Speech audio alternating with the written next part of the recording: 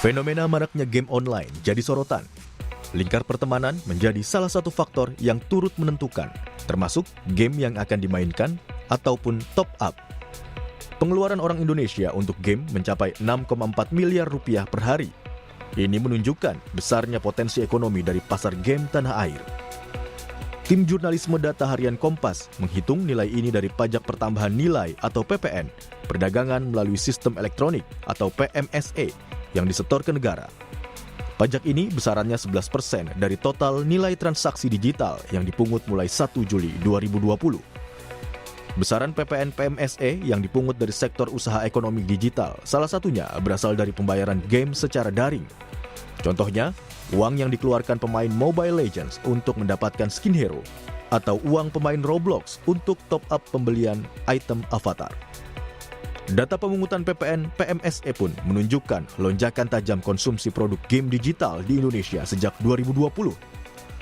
Dengan asumsi tarif PPN 11%, nilai transaksi produk game pada tahun itu diperkirakan sekitar 270 miliar rupiah. Lonjakan paling tajam terjadi pada 2021. Penerimaan PMSE digital meningkat menjadi 3,9 triliun rupiah. Nilai pajak produk game diperkirakan mencapai 158,34 miliar rupiah, yang mengindikasikan nilai transaksi game sekitar 1,44 triliun rupiah. Tren pertumbuhan berlanjut pada 2022 hingga 2024. Pada 2022, nilai transaksi produk game diperkirakan mencapai 2,03 triliun rupiah, lalu meningkat menjadi 2,5 triliun rupiah pada 2023 dan 3,12 triliun rupiah pada 2024. Daftar game dengan pendapatan tertinggi di Play Store dan App Store masih didominasi produk asing.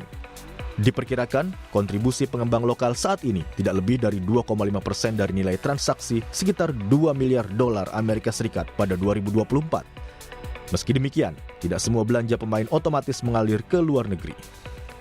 Kerelaan orang Indonesia mengeluarkan uangnya untuk game sedikit banyak tergambar lewat jajak pendapat Litbang Kompas yang digelar 10-13 November 2025.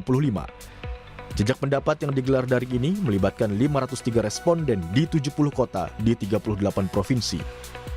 Data menunjukkan 80,6% tidak bermain game online dan 19,4% bermain game online. Sebanyak 1 dari 5 responden mengaku bermain game dalam sebulan terakhir.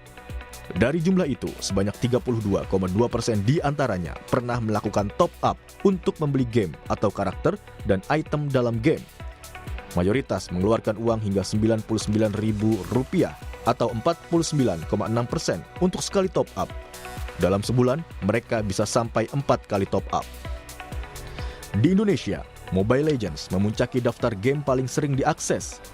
Menurut survei penetrasi internet dan perilaku pengguna internet tahun 2025 oleh Asosiasi Penyelenggara Jasa Internet Indonesia, game lain yang juga sering diakses adalah Free Fire dan PUBG.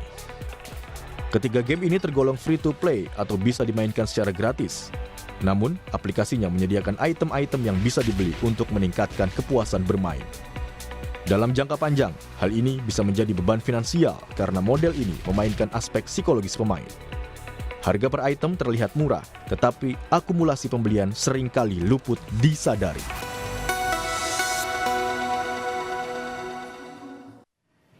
Game online semakin marak. Bermain game online memang bisa menjadi momen untuk hiburan. Tapi ternyata ada ancaman bahaya bila kecanduan. Bahkan berdasarkan data yang dihimpun tim jurnalisme data harian Kompas menunjukkan pengeluaran orang Indonesia untuk game ini mencapai miliaran rupiah per hari. Termasuk untuk melakukan top up, untuk membeli game atau karakter item dalam game. Nah, lebih jauh kita akan bahas bersama dengan Insan Al-Fajri dari tim jurnalisme data harian Kompas. Selamat pagi, Mas Fajri. Selamat pagi, Mas. Ya, Mas Fajri lagi main game apa gimana ini? Seru banget ini. Lagi melihat data-data yang mau kita presentasikan. Iya, oke. Jadi ini yang menarik nih Mas ya, yang kita mungkin jarang capture gitu di fenomena kehidupan kita. Orang bermain game itu biasanya saya lihat cuma kecanduan doang nih. Soal waktu lah, soal mungkin kegiatan jadi terganggu. Tapi di sisi lain ada juga nih soal dampak ekonominya. Ternyata orang-orang kalau main game ngeluarin duit juga. Nah, ini temuan dari Mas Fajri sendiri yang paling bombastis apa nih, Mas? Oh iya, jadi memang belakangan terasa gitu Mas ya. Kita para pemain game di Indonesia itu beberapa diantaranya mulai katakanlah menormalisasi proses belanja di dalam game atau saat bermain game. Karena untuk melihat kami dari Harian Kompas mau melihat ini seberapa besar sih nilainya. Karena kita lihat di tongkrong. New sunscreen alert Biore UV Fresh Look SPF 35, teksturnya ringan dan acne prone skin friendly. Shine control formula, jaga make up tahan lama. Biore UV Fresh Look under the sun. Atau menghitung besaran nilainya. Ternyata di Indonesia sejak tahun 2020 Mas, pembelian di dalam game ini yang termasuk di dalam pajak digital itu sudah mulai dipungut oleh pemerintah per 2020. Datanya tersedia, cuman masih gelondongan yang disebut dalam pembelian melalui sistem elektronik. Itu kayak grup perdagangan yang di dalamnya misalkan kita langganan musik, langganan film juga ada di situ. Nah, data ini kami cari untuk presentasi game aja berapa dari PMSE itu. Sehingga didapatlah nilai kurang lebih dari 2020 hingga November 2025 itu estimasi pengeluaran orang Indonesia untuk game itu mencapai 12 triliun, sekitar 12 triliun. Itu dalam waktu 5 tahun total, Ya, 12, sekian triliun. Kalau kita detailkan per tahun, 2020, 2021, itu trennya naik. Yang lumayan signifikan naiknya. Oke, nah ini menarik sekali. Ini berarti 6,4 miliar per hari ini, itu rata-rata keluarnya untuk game-game di dalam negeri, atau ini ngalirin kan banyak kan keluar nih Mas sebenarnya? Betul, yang salah satu yang menjadi concern kita adalah pertama kami melihat seberapa besar nilai dari industri game di tanah air, paling tidak dari yang disumbang oleh pemainnya. Jadi kita melihat pemain Indonesia tuh mampu belanja berapa sih gitu. Terus masuk ke periode kedua, dari nilai ekonomi yang dari 5 tahun terakhir itu triliunan rupiah jumlahnya, ini mengalir kemana? By data, game-game yang populer di Indonesia, misalkan 3 game utama misalkan, itu memang punya pengembang atau penerbit luar negeri Mas. Jadi apa itu sih Mobile Legends? Ada Mobile Legends, ada Free Fire sama Clash of Clans? PUBG. PUBG. Ya. Itu berdasarkan surveinya APJJI 2025. Nah jadi memang kuenya besar, lumayan besar, secara ekonomi lumayan angkanya. Tapi kalau kita bedah lagi di dalamnya, ini mengalirnya kemana? Rata-rata masih ke pengembang dan penerbit luar negeri. Sementara pengembang game lokal kita, pengembang game di Indonesia, secara presentasi belum sangat signifikan. Mungkin dari ekosistem game ini baru menyumbang 2,5-3%. Sisanya ke luar negeri. Itu 2,5% itu pengembang kita sistemnya juga yang beli di dalam game, jadi gamenya mainnya gratis, tapi kita top up untuk beli sesuatu, atau beli putus gitu Mas, kalau yang dari Indonesia sendiri? Iya, jadi salah satu yang juga coba kami jawab, kenapa kok pengembang lokal kita kontribusinya tidak begitu signifikan di pasar dalam negeri, padahal ini dia tuan rumah di sini. Gitu. Iya.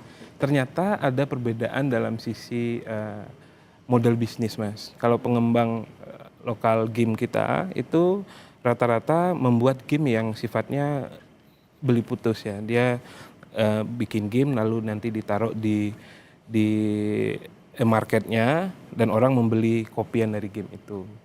Terus game ini juga lebih banyak dimainkan di personal komputer, bukan di gawai. Nah itu yang membuat pengembang lokal kita belum begitu signifikan. Selain juga kultur dari pemain game di Indonesia yang tidak match dengan produknya pengembang lokal.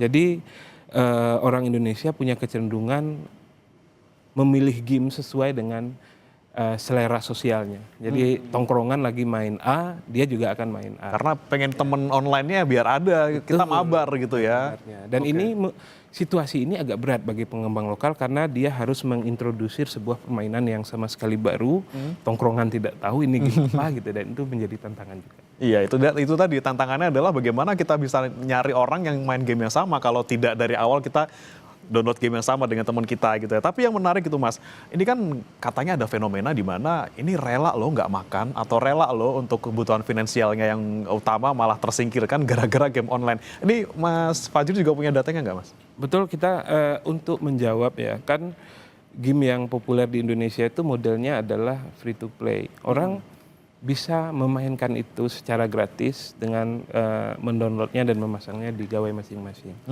Tapi untuk permainan yang sebetulnya bisa dilakukan secara gratis ini, kenapa ada orang harus belanja di dalamnya? Lalu kami gali ini dari para pemain game di Indonesia.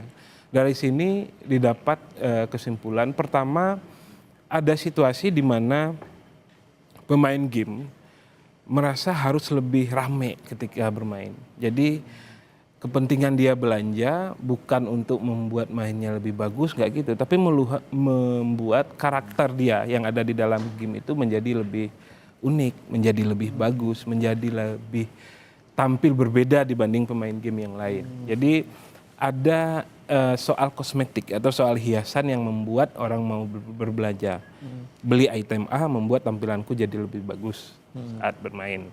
Kedua, ternyata ada beberapa game juga yang modelnya ketika kita belanja di dalam aplikasi mereka membuat kinerja kita atau gameplay kita menjadi lebih bagus. Kompetitif nih asalnya, apa alasannya ya? Ya, misalnya untuk game sepak bola mobile misalkan, sepak bola yang juga lumayan digandrungi di Indonesia, itu kita bisa bermain dengan pemain yang disediakan secara gratis bisa.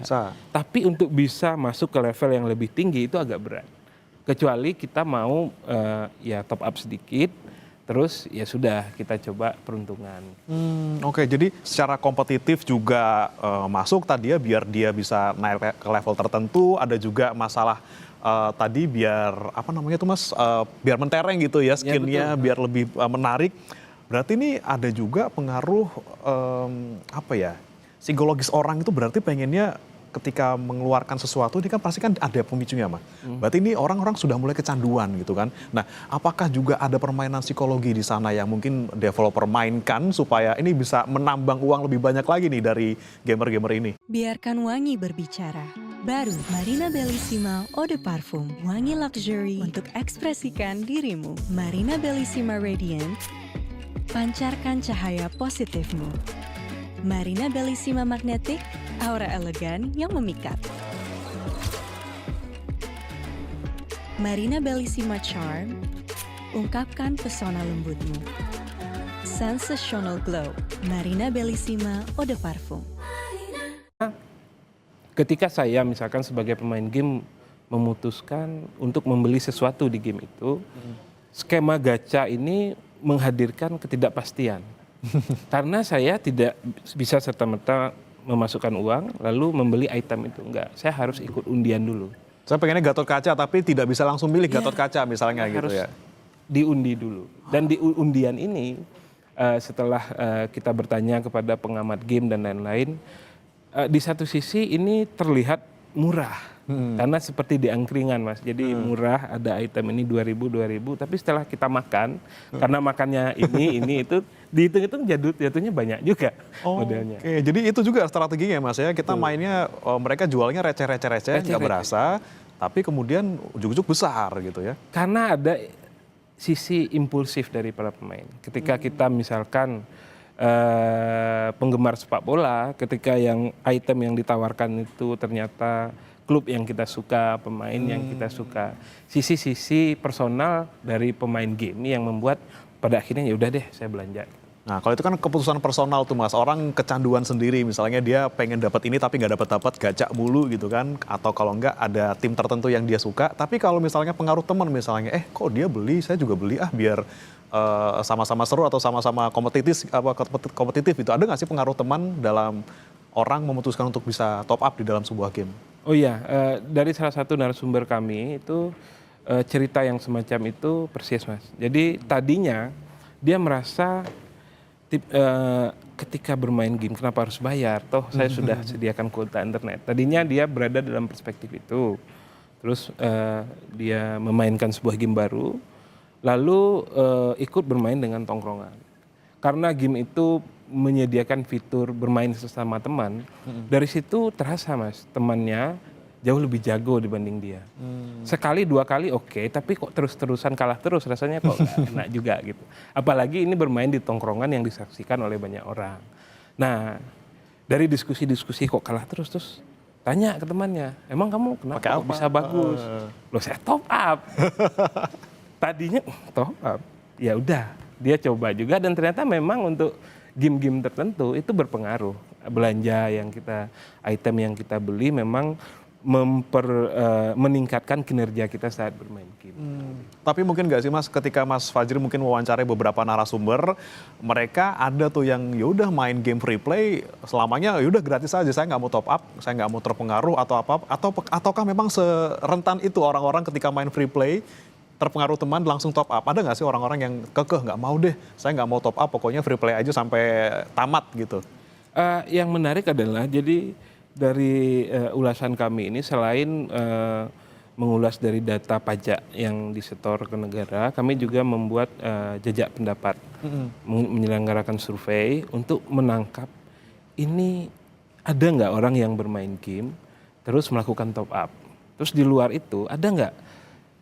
Ternyata ditemukan di survei ada orang-orang yang dimintai oleh anggota keluarga untuk top up game. Jadi misalkan saya punya ponakan minta duit. Ternyata setelah dicek buat apa? Ternyata untuk top up game. Jadi orang yang sebetulnya secara finansial belum mampu untuk belanja, tapi dia mau, ya solusinya apa ya? Dia minta ke keluarganya, minta ke om, minta ke tante. Om top up dong om gitu kan. Artinya ada sisi tidak selalu orang yang memang secara finansial mampu untuk melakukan belanja game itu. Jadi pemain game terlepas dia mampu secara finansial atau enggak punya peluang untuk melakukan top up meskipun tidak semua. Nah case-nya nih ketika dia sudah punya penghasilan sendiri, sudah kecanduan, ada nggak sih Mas kasus-kasus yang Mas temukan dari narsum misalnya yang saya udah mulai sampai ngap-ngapan nih finansial saya cuma gara-gara untuk top up game. Ada nggak nemu kayak gitu Mas? Ya memang mereka dari narsum yang kita temukan tuh lebih ke lepas kontrol Mas. Yang tadinya dia secara personal sudah membatasi, aku mau item ini dengan menyediakan uang segini, dapat nggak dapat ya udah habisnya segitu. Ternyata jebol, pertahanannya jebol, sehingga biaya yang dikeluarkan menjadi lebih besar. Terus ada juga narasumber kami yang merasa berefleksi gitu ya, kok aku merasa ini sudah mulai mengganggu kebutuhanku yang lain gitu. Karena perasaan impulsif, kalau dia minta orang lain melihat, sebenarnya dia udah nggak perlu lagi tuh belanja, karena dia karakternya udah bagus, udah terbaru dan segala macam, tapi tetap ada kebutuhan untuk belanja karena dia merasa nominalnya kecil. Nominal kecil cuma 50.000, 100.000 nggak terasa untuk dia sebagai pekerja kantor. Tapi yang dia lupa intensitasnya tuh sering. Memang kecil tapi berulang dan terus menerus. Itu yang menjadi peluang untuk membebani finansial dia. Gitu. Itu dia jadi kadang ya oke, tidak terlalu sampai bangkrut enggak, tapi lumayan menguras gitu ya anggaran untuk rumah tangga. Nah, Mas, tapi kalau dari Harian Kompas sendiri juga nemu daerah-daerah tertentu nggak sih dengan pengeluaran untuk top up game yang paling tinggi itu di daerah mana sih Mas? Kalau untuk wilayah memang belum tercapture ya Mas ya. Ini karena basis datanya adalah pajak, jadi itu dilakukan secara nasional. Yang kita capture secara daerah itu adalah pengembang game. Jadi pengembang game lokal kita itu ada di mana aja sih secara wilayah sebarannya gitu. Makanya tergambar paling besar itu Jakarta, terus Jawa Barat, Banten dan lainnya kecil-kecil. Ini untuk menunjukkan ternyata produsen game lokal atau pengembang game lokal itu belum merata di semua wilayah. Hanya di daerah-daerah tertentu aja, misalkan Jakarta, Jawa Barat dan Banten. Sisanya masih belum ada. Ini untuk menggambarkan industri game kita, terutama dari sisi produsen dan pengembang belum begitu banyak dan belum begitu masif.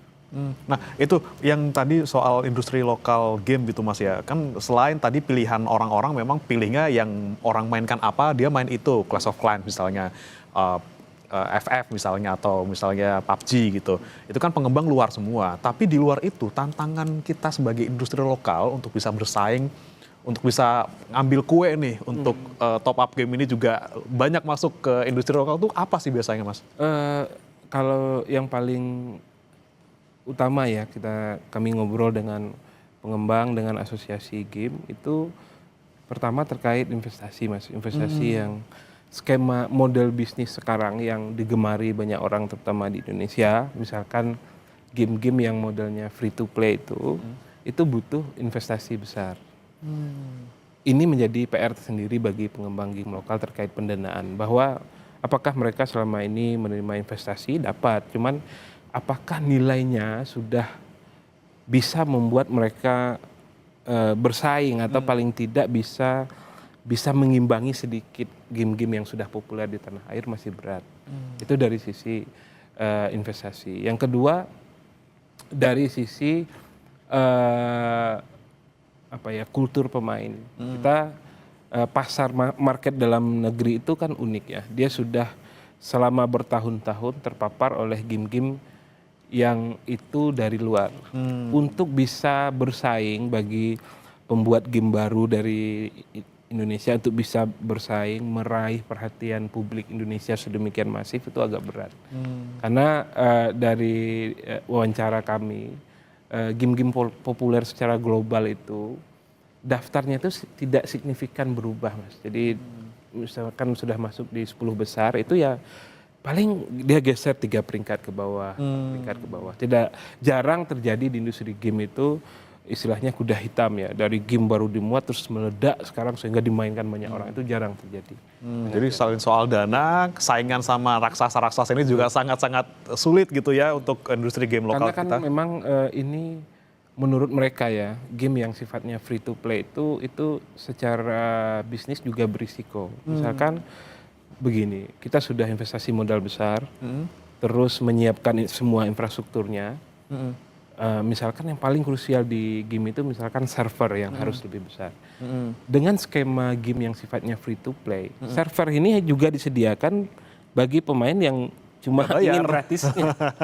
Dia nggak bisa dipilah-pilah, dia tetap harus disediakan untuk semua. Itu tantangannya, belum tentu dapat pemain dan dapat pemain pun belum tentu bayar dan modalnya sangat besar untuk bisa bikin game free to play. Kita ada ini Mas, ada ilustrasi salah satu pengembang game lokal itu pernah coba membuat game semacam ini dengan skema free to play, cuman hanya bertahan beberapa tahun. Setelah itu mereka tutup karena tidak kuat. Nggak kuat dengan secara finansial, pemainnya juga kurang gitu ya. Nah ini yang kemudian menjadi PR juga untuk industri lokal kita. Mungkin investor-investor juga bolehlah ngelirik orang-orang Indonesia karena kemampuan kita juga tidak kalah dengan pemain luar, dan juga nih pemain-pemain kita, gamer-gamer kita di Indonesia juga ayo dong main game lokal gitu ya, tidak hanya main game-game yang dari luar.